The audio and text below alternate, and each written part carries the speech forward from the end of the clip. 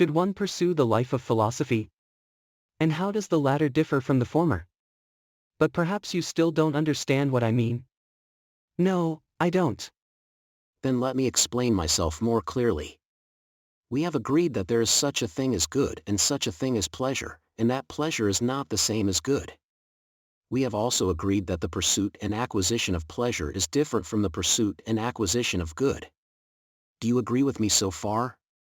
Yes, I do. Good. Now, let me ask you if you also agree with me when I said to Gorgias and Polus that cooking is only an experience, not an art at all.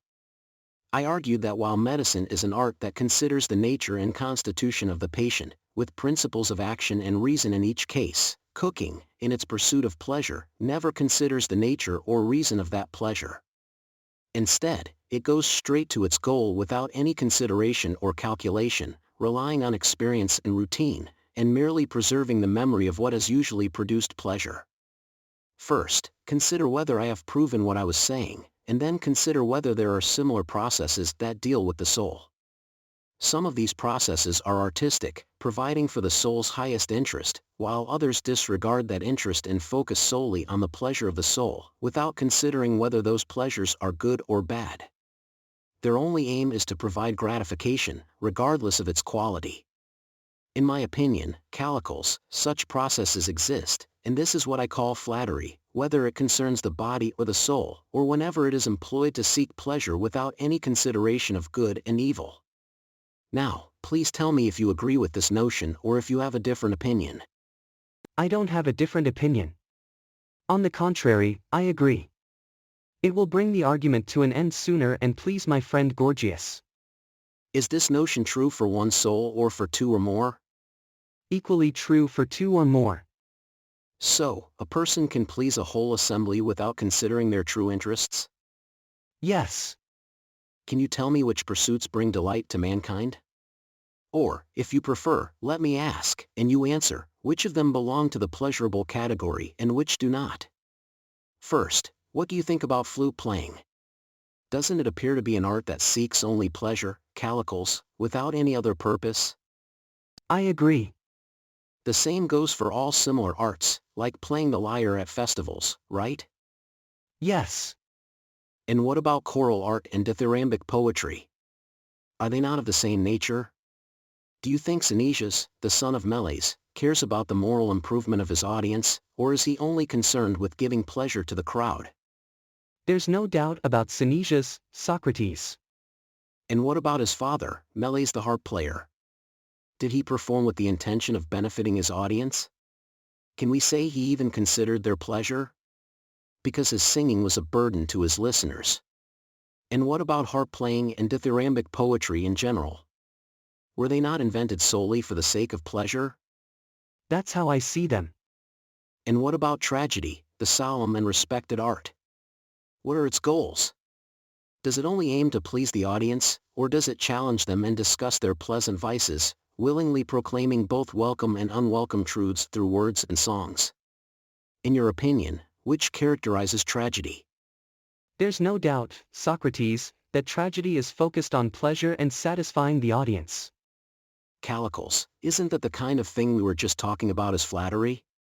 Yes, that's true. Well, let's imagine that we remove all song, rhythm, and meter from poetry.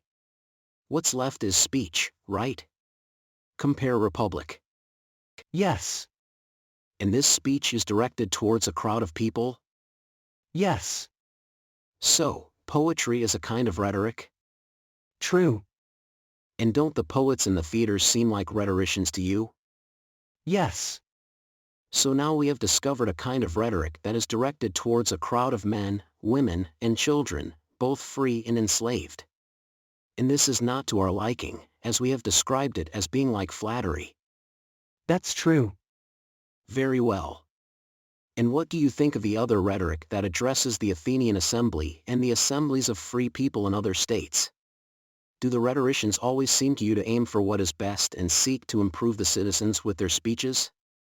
Or are they, like everyone else, focused on pleasing them, forgetting about the public good and only thinking about their own interests? Are they playing with the people like their children, trying to amuse them without considering whether they are better or worse off for it.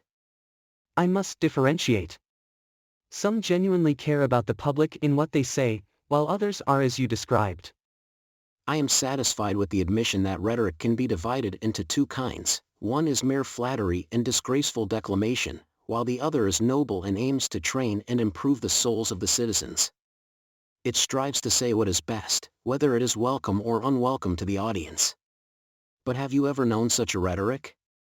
If so, can you point out any rhetorician who fits this description? Honestly, I'm afraid I can't think of anyone like that among the current orators. Well, can you mention anyone from a previous generation who improved the Athenians? Someone who found them worse and made them better from the day they started making speeches? Because I don't know of such a person. What? Have you never heard that Themistocles was a good man, or Cimon and Miltiades, or Pericles, who recently passed away and whom you yourself heard? Yes, Callicles, they were good men if, as you initially said, true virtue consists only in satisfying our own desires and the desires of others.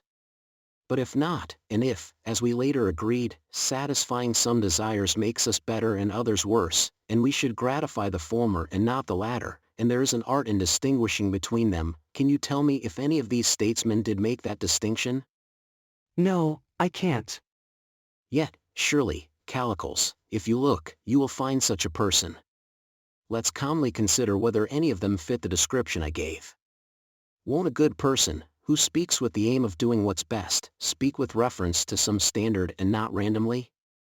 Just like other artists, whether they're painters, builders, shipwrights, or any other kind, they all look to their own work and don't randomly select and apply what they do.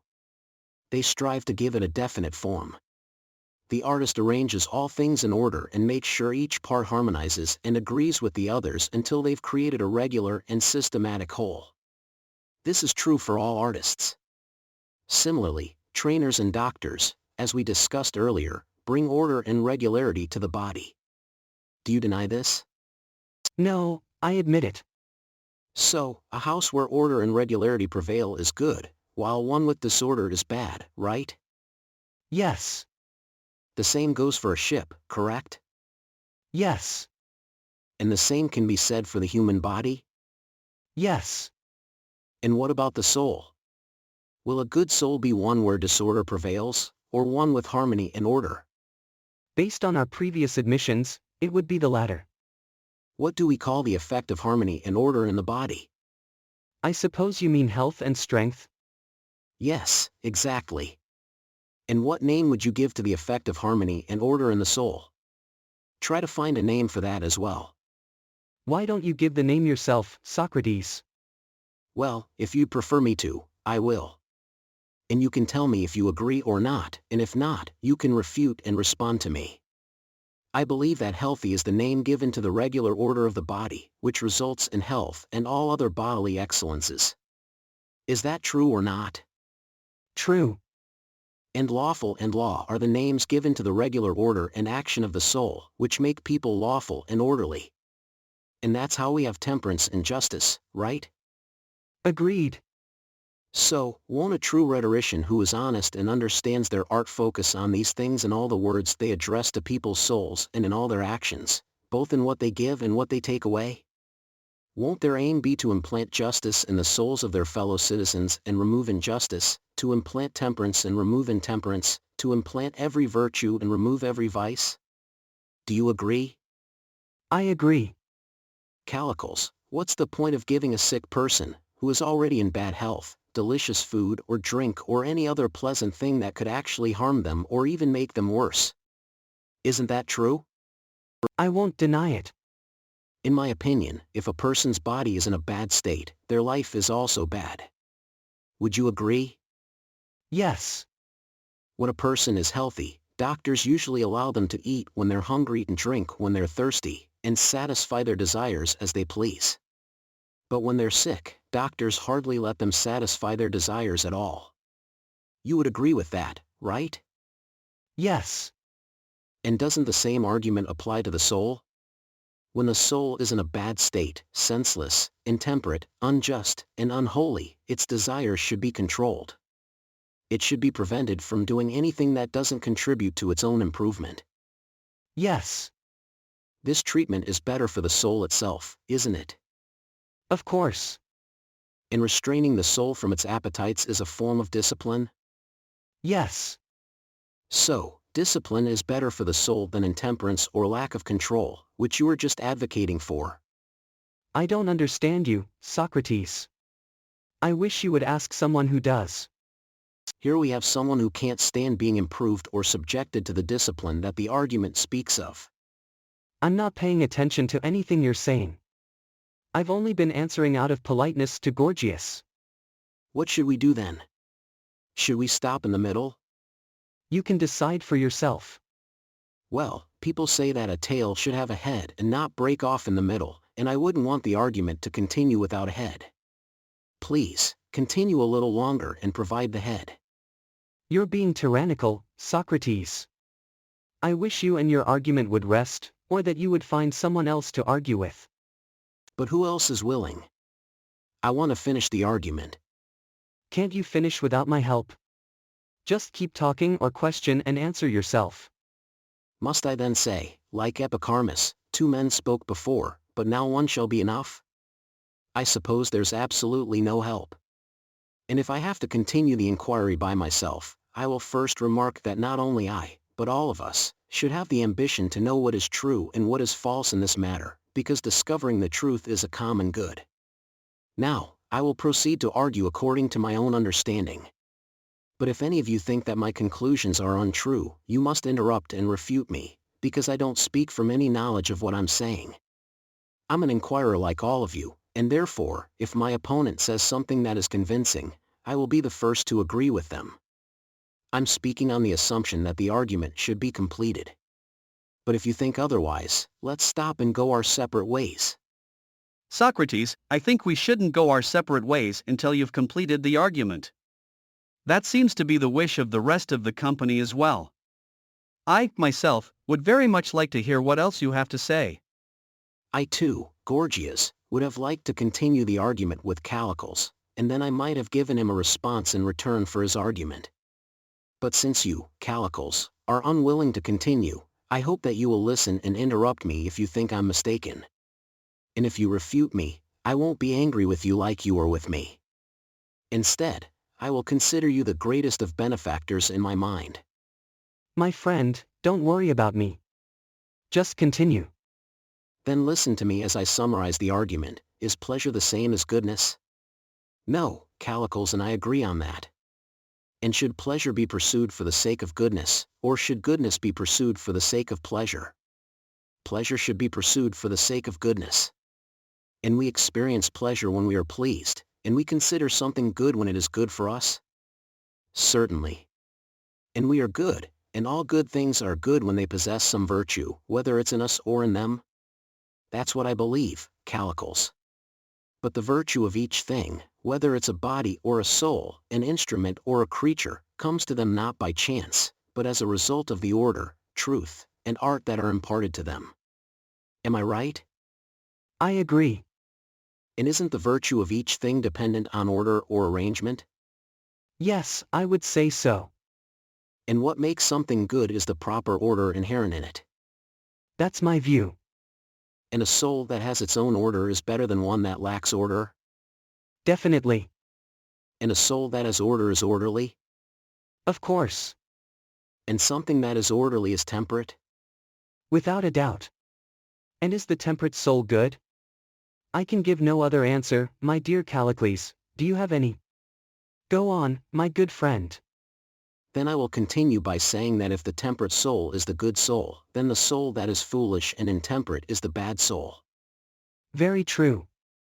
And won't the temperate person do what is right, both in relation to the gods and to other people? Because if they didn't, they wouldn't be temperate, right? Certainly, they will do what is right. In their interactions with others, they will do what is just. And in their interactions with the gods, they will do what is holy. And someone who does what is just and holy must be just and holy themselves, right? Very true. And mustn't they also be courageous? Because a temperate person's duty is not to follow or avoid what they shouldn't, but to do what they should, whether it's related to things, people, pleasures, or pains. They should patiently endure when they need to. Therefore, Calicles, a temperate person, as we have described, is also just, courageous, and holy. They cannot be anything other than a perfectly good person. And a good person can only do things well and perfectly. And someone who does things well must be happy and blessed. On the other hand, an evil person who does evil things will be miserable. Now, the intemperate person, who is the opposite of the temperate person, is the one you are applauding. This is my position, and I affirm that these things are true. And if they are true, then I further affirm that if someone desires to be happy, they must pursue and practice temperance and run away from intemperance as fast as they can. They should order their life in a way that they don't need punishment. But if they or any of their friends, whether they're private individuals or a city, are in need of punishment, then justice must be done and they must suffer punishment if they want to be happy. This, in my opinion, is the goal that a person should have and towards which they should direct all their efforts, both personally and as a society. They should act in a way that they have temperance and justice with them and be happy. They should not let their desires go unchecked and lead a life of indulgence like a thief. Such a person is not a friend of God or humanity because they are incapable of true communion, and someone who is incapable of communion is also incapable of friendship. Philosophers tell us, Calicles, that communion, friendship, orderliness, temperance, and justice bind together heaven and earth, gods and humans. That is why this universe is called cosmos or order, not disorder or misrule, my friend. But even though you are a philosopher, you seem to have never observed that geometric equality is important, both among gods and humans. You think that you should cultivate inequality or excess and don't care about geometry. Well, if the principle that the happy are made happy by possessing justice and temperance, and the miserable are made miserable by possessing vice, is not refuted, then what will be the consequences? All the consequences that I mentioned earlier, Calicles, and that you asked me if I was serious about when I said that a person should accuse themselves, their son, or their friend if they did something wrong. And to achieve this, they should use rhetoric. All those consequences are true. And what you thought Polus admitted out of modesty is true as well. To do injustice, if it is more disgraceful than to suffer injustice, is worse. And the other position that Gorgias, according to Polus, admitted out of modesty, that a true rhetorician should be just and have knowledge of justice, has also turned out to be true. Now, with all these things being as we have said, let's consider whether you are right in throwing in my face that I am unable to help myself or any of my friends or relatives, or to save them in times of danger. That I am in the power of another, like an outlaw to whom anyone can do whatever they please. They can slap me, as you said, or take away my belongings, or banish me, or even do their worst and kill me. According to you, this is the height of disgrace. My answer to you is one that has been repeated many times before but can be repeated once more. I tell you, Calicles, that being wrongfully slapped is not the worst evil that can happen to a person, nor is having my purse or body harmed. But to be wrongfully struck and killed, or to have me and my loved ones wronged, despoiled, enslaved, pillaged, or harmed in any way, is far more disgraceful and evil to the wrongdoer than it is to me, the one who suffers. These truths, which I have already stated in previous discussions, seem to have been firmly established by us, if I may use a bold expression, in words that are like unbreakable bonds. Unless you or someone even more audacious breaks them, there is no way to deny what I am saying. Because my position has always been that I don't know these things myself, but I have never met anyone who could say otherwise without appearing ridiculous, just like you.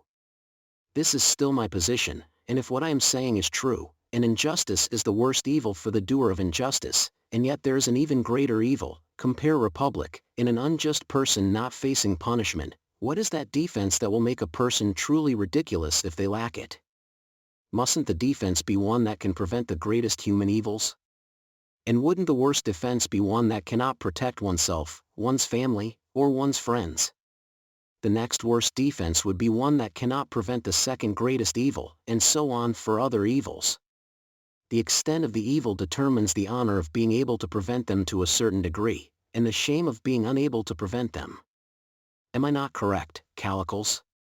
Yes, you are absolutely right. Since there are these two evils, committing injustice and suffering injustice, and we agree that committing injustice is worse, and suffering injustice is lesser, how can a person succeed in avoiding both? Should they only have the will, or should they also have the power to avoid them? I mean to ask whether a person can escape injustice if they only have the will to escape, or if they must also have the means. They must have the means, that is clear. And what about committing injustice? Is the will enough to prevent a person from doing wrong, or do they also need the power and skill?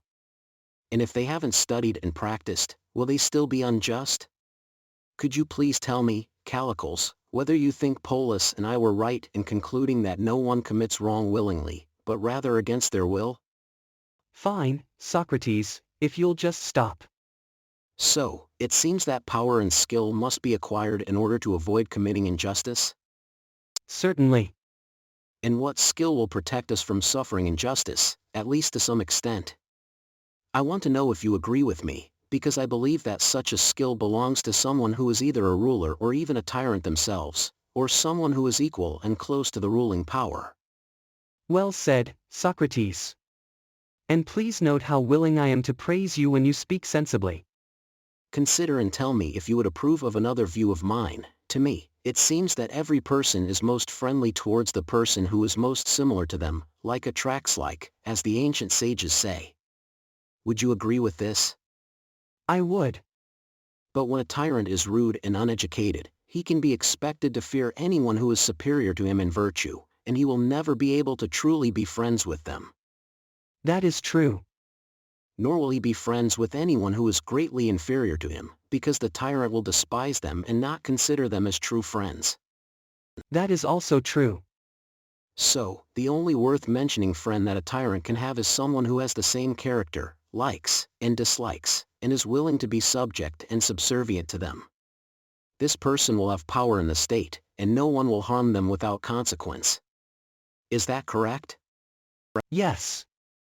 And if a young person wants to know how to become great and formidable, it seems that they should accustom themselves, from a young age, to feel the same emotions as their master on the same occasions, and try to be as similar to them as possible. Yes. And in this way, they will achieve, as you and your friends would say, the goal of becoming a great person and avoiding harm. Very true. But will they also avoid committing harm? Wouldn't the opposite be true, if they are to be like the tyrant in their injustice and have influence over them? Wouldn't they try to commit as much wrong as possible and avoid punishment? True. And by imitating their master and gaining power, wouldn't their soul become corrupt and evil, and wouldn't that be the greatest harm to them? Socrates, you always manage to turn everything around. Don't you know that if someone imitates the tyrant, they will, if they wish, kill those who don't imitate them and take away their possessions? Excellent, Calicles. I am not deaf, and I have heard that many times from you, Polus, and nearly every person in the city. But I wish you would also listen to me. I agree that they will kill them if they wish. The bad person will kill the good and just. And isn't that just the frustrating thing? No, not to a sensible person, as the argument shows. Do you think that all our concerns should be focused on prolonging life as much as possible and studying arts that always protect us from danger? Like the art of rhetoric that saves people in courtrooms, which you advise me to cultivate. Yes, indeed, and it's very good advice. Well, my friend, what do you think of swimming? Is that a skill of great importance? No, not at all. And yet, surely swimming saves a person from death, and there are times when one must know how to swim. And if you look down on swimmers, let me tell you about another, even greater skill, the skill of a pilot. A pilot not only saves people's lives, but also their bodies and possessions from extreme danger, just like rhetoric. However, this skill is modest and unassuming. It doesn't boast or claim to do anything extraordinary. In return for the same salvation that a speaker provides, a pilot only asks for a small fee. For example, if he brings us from Aegina to Athens, he asks for 2 obols. And for a longer voyage from Pontus or Egypt, at most 2 drachmae. In exchange for this, he has saved the passenger, their spouse, children, and belongings, and safely brought them to the Piraeus.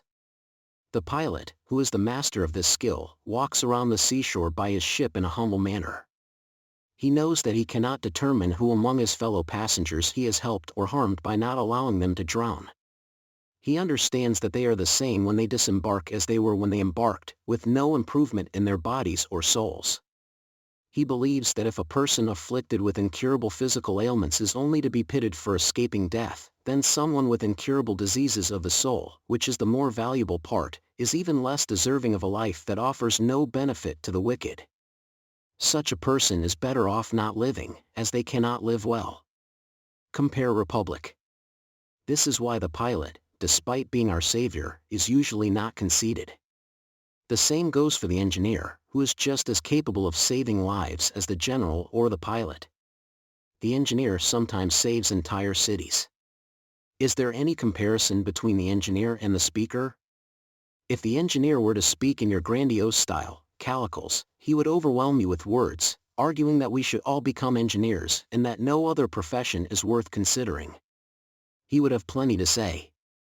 Yet, you despise him and his skill, mockingly calling him an engineer. You refuse to let your daughters marry his son or to marry your son to his daughters. But on what grounds do you reject him and the others I mentioned earlier? I know you will say, I am better, and of better birth. But if being better is not what I claim, and virtue consists only in a person saving themselves and their loved ones, regardless of their character, then your criticism of the engineer, the physician, and other life-saving professions is absurd. Oh, my friend! I want you to understand that nobility and goodness may be something different from saving and being saved. Can't a truly noble person stop caring about living a certain amount of time? They know, as women say, that no one can escape fate, and therefore they are not attached to life. They leave that to God and consider how they can best spend their allotted time. They think about assimilating themselves to the society they live in, just as you currently have to consider how to become as similar as possible to the Athenian people if you want to be in their good graces and have power in the state. But I want you to think and see if this is in the best interest of either of us. I don't want us to risk what is most precious to us in the pursuit of power, like the Thessalian enchantresses who, as they say, bring down the moon from heaven at the risk of their own destruction. But if you believe that someone can show you how to become great in the city without conforming to its ways, for better or worse, then I can only say that you are mistaken, Calicles. To truly be a friend of the Athenian people or of Pyrilamp's beloved child who is named after them, one must naturally be like them and not just an imitator. The person who makes you most like them will make you, as you desire, a statesman and an orator. Every person is pleased when spoken to in their own language and spirit and dislikes any other. But perhaps you, dear Calicles, have a different opinion. What do you say? Somehow, Socrates, your words always seem good to me. Yet, like the rest of the world, I'm not completely convinced by them. Compare Swimp, 1 Alcib. The reason, Calicles, is that your love for the people of Athens, which resides in your soul, is opposed to me. But I believe that if we revisit these matters and consider them more thoroughly, you may be convinced after all. Please remember that there are 2 ways to train everything, including the body and soul. In one way, as we discussed earlier, we treat them with the aim of pleasure. In the other way, we treat them with the aim of the highest good, resisting indulgence. Wasn't that the distinction we made? Very true. So, we concluded that the pursuit of pleasure was just a shallow form of flattery, didn't we? If you say so. And the other perspective aimed at improving what was being served, whether it was the body or the soul. That's true. Shouldn't we have the same goal when it comes to the treatment of our city and citizens? Shouldn't we try to make them as good as possible? Because we've already discovered that it's pointless to give them any other kind of good, like money or power, unless their minds are gentle and good. Shall we agree on that? Yes, if you want to. Well then, if you and I, Calicles, were planning to undertake some public project, like building walls, docks, or large temples, wouldn't it be necessary for us to first examine whether we actually know how to build and who taught us? True. Secondly, we would have to consider if we have ever built any private houses either for ourselves or for our friends, and whether those buildings were successful or not. If we found that we had good teachers and had successfully constructed many fine buildings, both with their help and on our own, then prudence would not discourage us from proceeding with public works. But if we had no teacher to show and only a collection of worthless buildings or none at all, then it would be ridiculous for us to attempt public works or advise others to do so.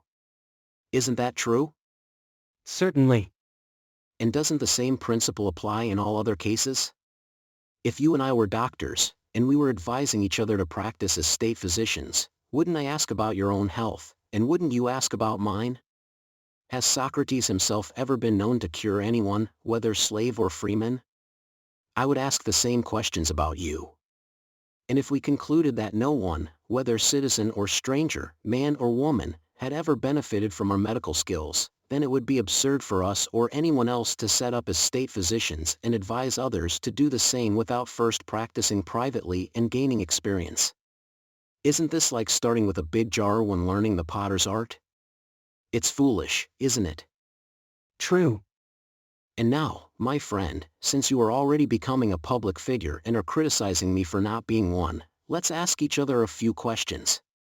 Tell me, Calicles, have you ever made any citizens better? Has there ever been a person who was once vicious, unjust, intemperate, or foolish, and became good and noble with your help? Has anyone, whether citizen or stranger, slave or freeman, been improved by your conversation?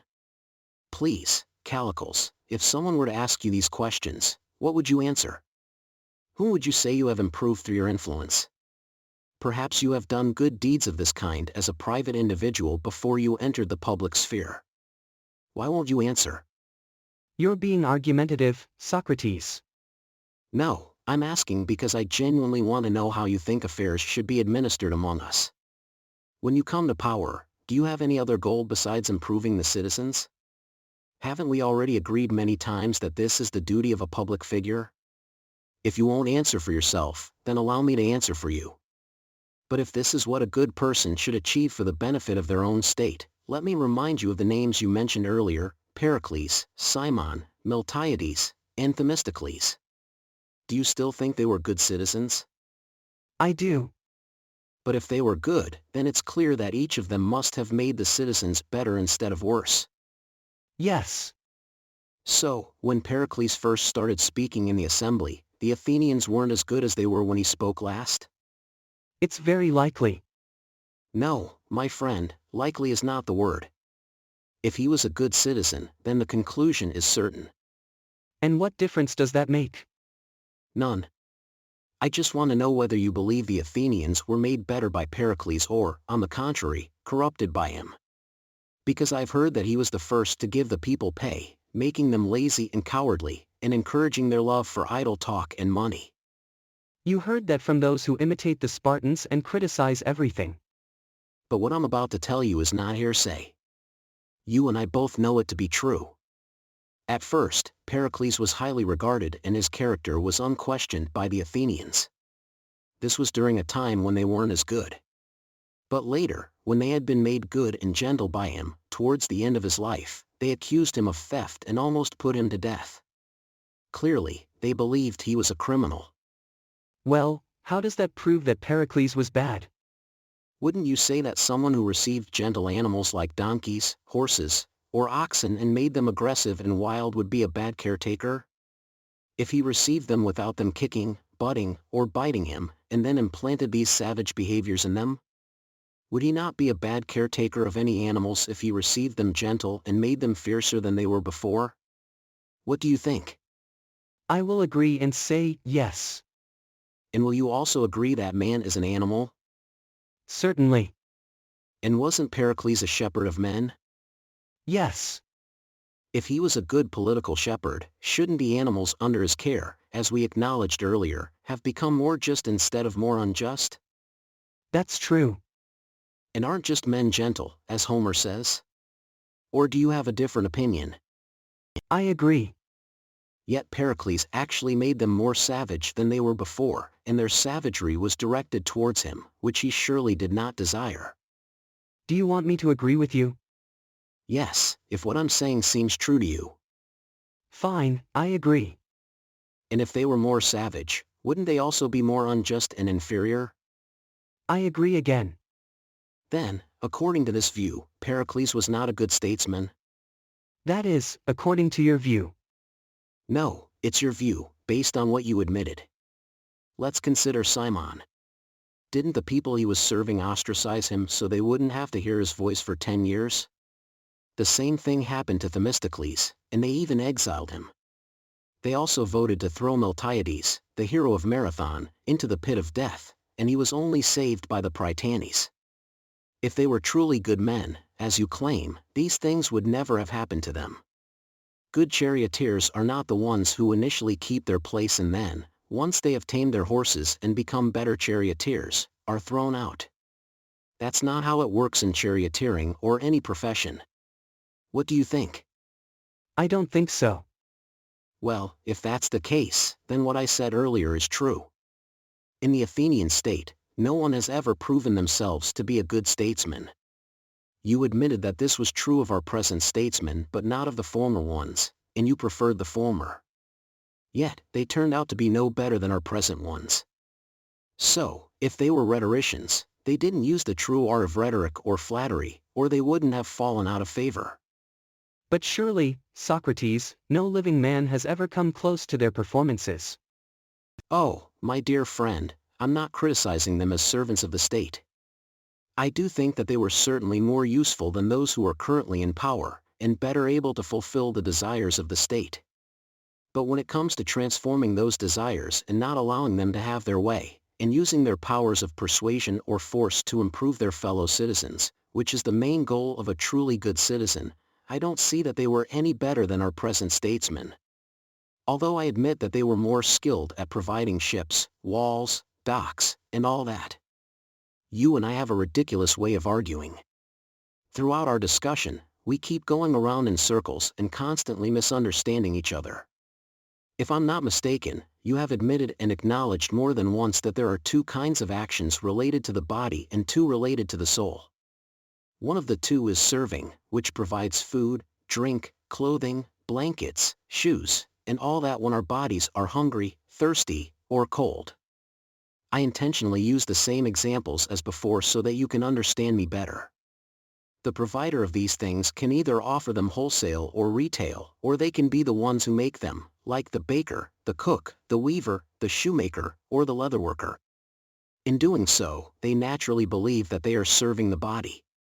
None of them know that there is another art, an art of exercise and medicine, that is the true servant of the body. It should be the master of all the other arts and use their results according to its knowledge, which they do not possess, of the real effects of food and drink on the body. All other arts related to the body are servile, menial, and unrefined. Exercise and medicine, as they should be, are their masters. Now, when I say that all of this is equally true for the soul, you seem to initially understand and agree with my words. But then, after a while, you start repeating, hasn't the state had good and noble citizens? And when I ask you who they are, you reply as if I asked, who are or have been good providers? And you answer, seemingly in earnest, as if I had asked about the baker Thierion, the writer of the Sicilian cookery book Mathicus, or the vintner Cerambus. These are providers for the body, excellent in their craft. The first makes admirable loaves, the second excellent dishes, and the third great wine. To me, these seem to be the exact parallel of the statesmen you mentioned. Now, you wouldn't be entirely pleased if I told you, my friend, that you know nothing about gymnastics. The people you are talking about are just the ministers and suppliers of luxury, who have no good or noble understanding of their craft. They may be satisfying and fattening people's bodies and gaining their approval, but in the long run, they end up losing their original flesh and becoming thinner than before. Yet, in their simplicity, they don't attribute their diseases and weight loss to those who entertain them. Instead, when they suffer the consequences of their excessive indulgence, they accuse and blame those who offer them advice, and if they could, they would harm them. Meanwhile, they praise the men who are actually responsible for their misfortune. And Callicles, that's exactly what you're doing now. You praise the men who feast the citizens and fulfill their desires, and people say that they have made the city great, without realizing that the city's swollen and diseased state is a result of these older statesmen. They have filled the city with harbors, docks, walls, and revenues, leaving no room for justice and temperance. And when the crisis of disorder comes, the people will blame the advisors of the moment and applaud Themistocles, Cimon, and Pericles, who are the true authors of their calamities. If you're not careful, they may attack you and my friend Alcibiades when they're losing not only their new acquisitions, but also their original possessions. Not that you are the cause of their misfortunes, although you may be involved to some extent. There's always a great commotion and indignation when the state treats any of these statesmen as criminals. They say, after all their services to the state, it's unjust for them to perish. But it's all a lie. No statesman could ever be unjustly put to death by the city they lead. The case of the professional statesman is similar to that of the professional sophist. The sophists, although they are wise men, are guilty of a strange folly. They claim to be teachers of virtue, yet they often accuse their students of wronging them, not showing gratitude for their services, or defrauding them of their pay. But what could be more absurd than just and good men, who have had injustice removed from them and justice instilled by their teachers, acting unjustly? Can anything be more irrational than this? Calicles, you force me to speak like a demagogue because you won't answer. And you are the one who can't speak unless someone responds? I suppose I can. Right now, my speeches are long enough because you refuse to answer me. But I implore you, by the God of friendship, please tell me if you don't see a great inconsistency in claiming to have made someone good and then blaming them for being bad. Yes, it seems inconsistent to me. Do you never hear our educators speaking in this contradictory manner? Yes, but why talk about worthless men? I would rather ask, why talk about men who claim to be rulers and dedicated to improving the city, and yet, on occasion, criticize the city as utterly vile? Do you think there's any difference between the two? My dear friend, the sophist and the rhetorician, as I was telling Polus, are the same or nearly the same. But you mistakenly believe that rhetoric is perfect and sophistry is despicable.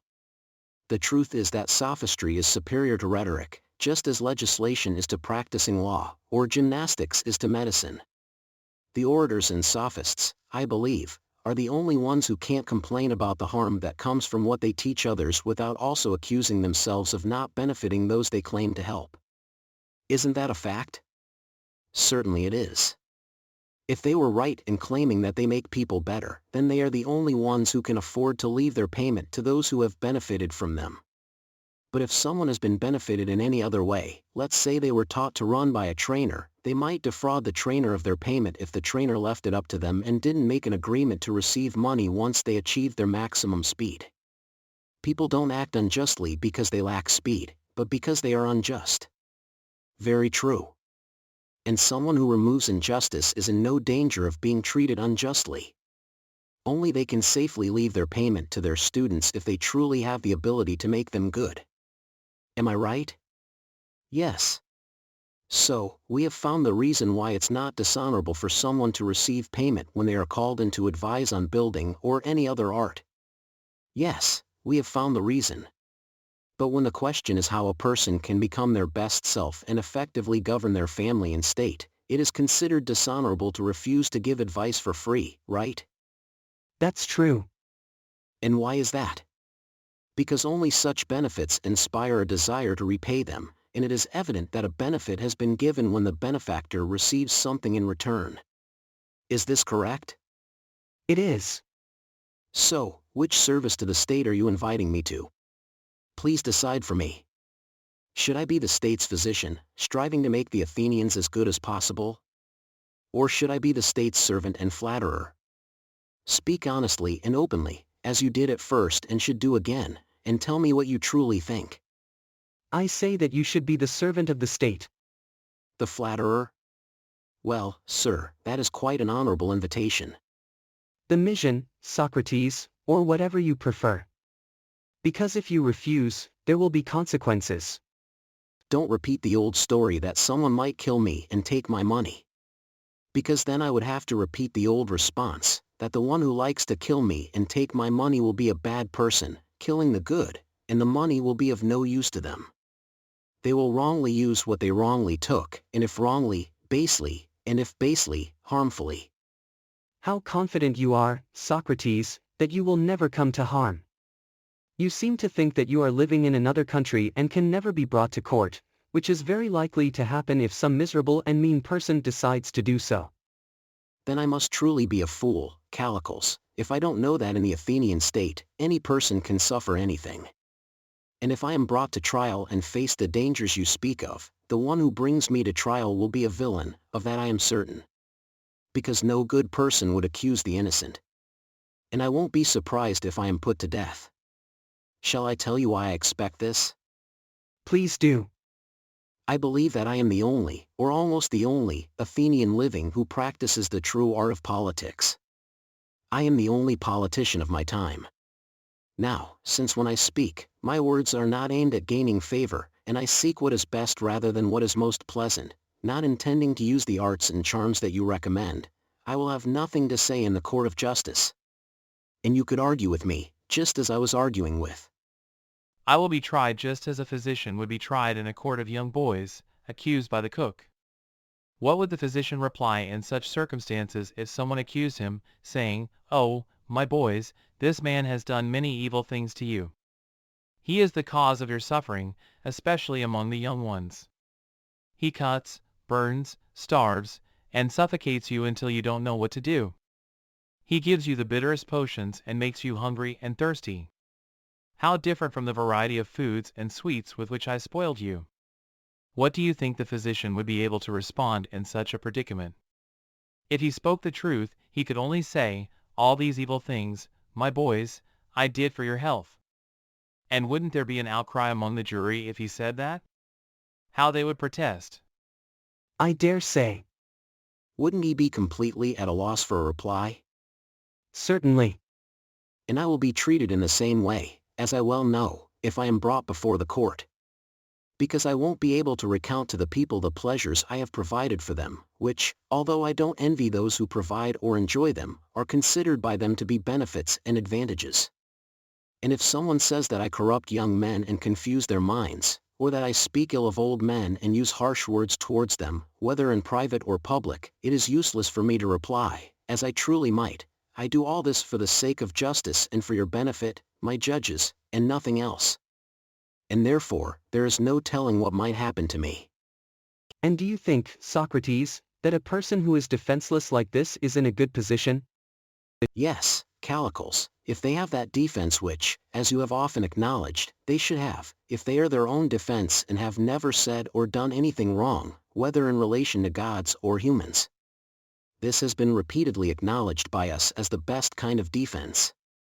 And if anyone could prove me incapable of defending myself or others in this way, I would be ashamed, whether I was proven guilty before many or a few, or even if I were alone. And if I died because of my inability to do so, that would truly grieve me. But if I died because I lacked the powers of flattery or rhetoric, I am very certain that you would not find me lamenting death. Because no person who is not a complete fool and coward is afraid of death itself, but they are afraid of doing wrong. Because to go to the underworld with one's soul filled with injustice is the worst and most terrible of all evils. And to prove my point, if you don't mind, I would like to tell you a story. All right, go ahead. Let's get this over with. Listen, then, as storytellers say, to a very interesting tale. It may seem like a fable to you, but I believe it to be true. Homer tells us in the Iliad how Zeus, Poseidon, and Pluto divided the empire they inherited from their father. In the time of Kronos, there was a law in heaven regarding the fate of humans. It stated that those who lived just and holy lives would go to the islands of the blessed after death, where they would be happy and free from evil. On the other hand, those who lived unjust and impious lives would go to Tartarus, a place of punishment and vengeance. During Kronos' time and even in Zeus' reign, judgments were made on the day of a person's death. The judges and the judged were both alive, which led to poorly made judgments. The souls ended up in the wrong places. Pluto and the authorities from the islands of the blessed went to Zeus and informed him of this problem. Zeus realized that the judgments were flawed because the judged were still alive and wearing clothes. Many people with evil souls appeared righteous because they were dressed in nice clothes or had wealth and high social status. Witnesses would testify on their behalf, and the judges, who were also wearing clothes, were influenced by them. This hindered the judgment process. Zeus decided to solve this issue. Firstly, he would take away humans' knowledge of when they would die. Prometheus was tasked with carrying out this order. Secondly, people would be completely stripped before being judged, which would happen after their death. The judge, who would also be naked, meaning dead, would examine the naked souls. The judged would die suddenly, be separated from their loved ones, and leave their earthly possessions behind. This way, the judgment would be fair. Zeus had already planned this before anyone else knew about it. He appointed his sons as judges, Minos and Rhadamanthus from Asia, and Aeacus from Europe. After their death, they would give judgment in a meadow where two roads diverged. One road led to the islands of the blessed, and the other to Tartarus. Rhadamanthus would judge those from Asia, and Aeacus those from Europe. Minos would have the highest authority and serve as an appellate judge in case of any doubts from the other two. This way, the judgment of humans' final journey would be as fair as possible. From this tale, Callicles, I draw the following conclusions. Death is the separation of the soul and the body. After death, they retain their individual characteristics, just as they did in life. The body maintains its appearance, reflecting the effects of nature, training, and experiences. Similarly, the soul's natural or acquired tendencies are visible when it is stripped from the body. When the souls come before the judge, like those from Asia appearing before Rhadamanthus, he impartially inspects them without knowing whose soul belongs to whom. He may come across the soul of a great king or potentate who appears outwardly impressive but is internally marked by lies, perjury, and other crimes. This soul is twisted with falsehood and deceit, lacking integrity due to a life devoid of truth. Rhadamanthus sees this soul, deformed and disproportionate due to indulgence, luxury, insolence, and lack of self-control. He sends it to prison for the deserved punishment. Punishment serves two purposes: to help the punished person improve and learn from their mistakes, or to serve as an example to others, showing them the consequences of their actions and motivating them to change their ways. Those who are improved by punishment from gods and men are those whose sins can be cured. They are improved in this world and in the afterlife through pain and suffering, as there is no other way for them to be freed from their evil. However, those who have committed the worst crimes and are incurable due to their actions serve as examples. Since they are incurable, they cannot receive any benefit. They themselves do not benefit, but others benefit when they witness these individuals enduring everlasting, terrible, painful, and fearful sufferings as a penalty for their sins.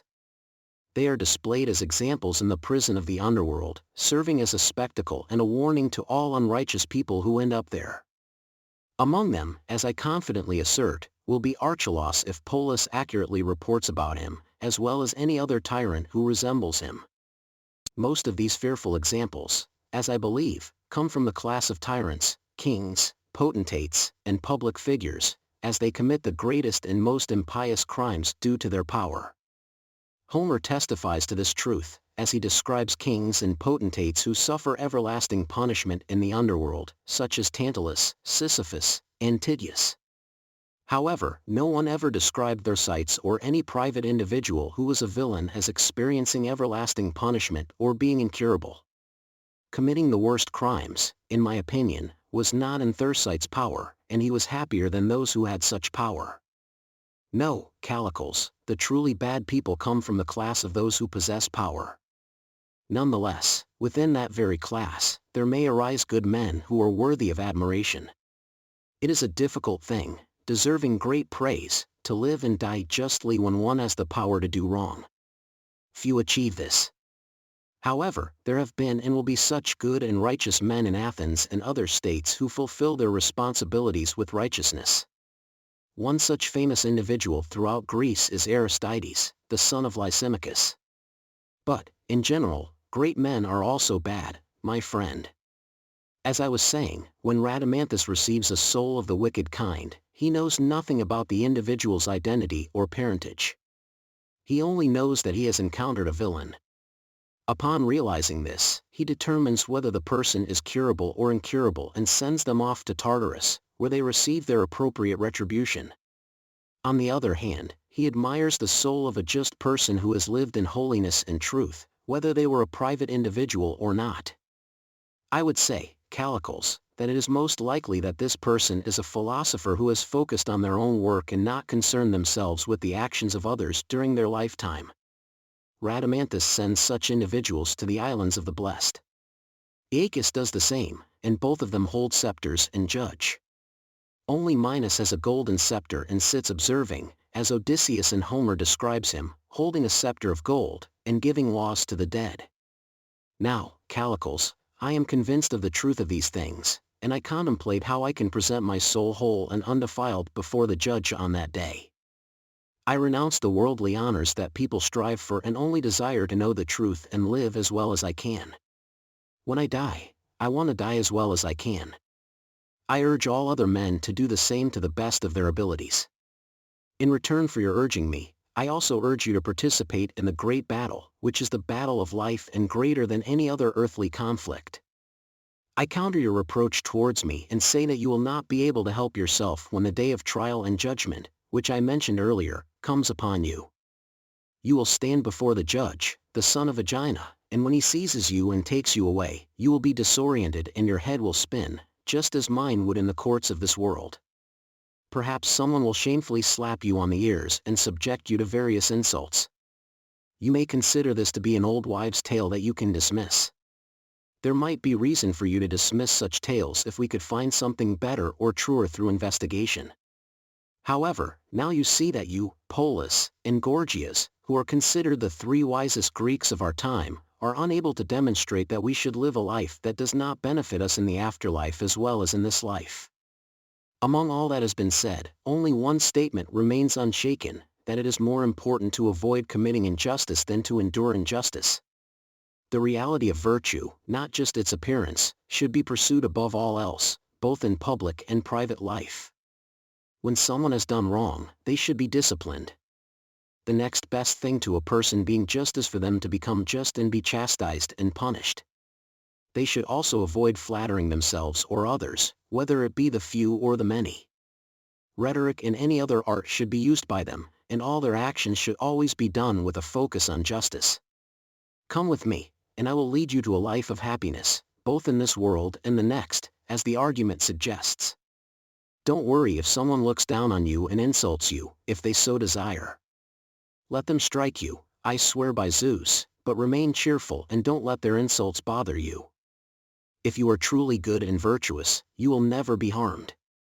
Once we have practiced virtue together, we can then turn our attention to politics, if we find it desirable. Alternatively, we can offer advice on whatever else we see fit, as we will have better judgment then. In our current state, we shouldn't act superior, for even on the most important matters, we are constantly changing our minds. We are truly foolish. So let's follow the guidance of the argument, which has shown us that the best way of life is to practice justice and every virtue in both life and death. Let's choose this path and encourage all others to do the same, not the path you believe in and urge me to follow, for that path, Callicles, is worthless. Translated by Benjamin Jowett, 1800s. Modern English translation by ChatGPT 3.5, 2023.